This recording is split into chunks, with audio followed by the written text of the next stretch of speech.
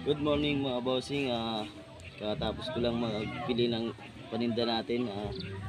Medyo tanghali na ako. Medyo napasarap kasi ang tulog ko kanina umaga kaya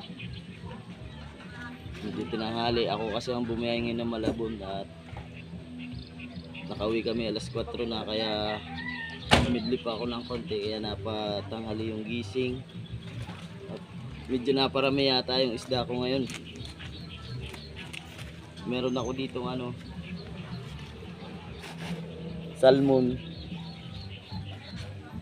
galunggong, tsaka bangos.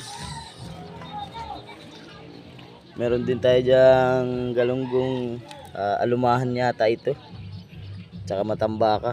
Medyo yan, medyo naparami ang kuha ko ng tulingan kaya hindi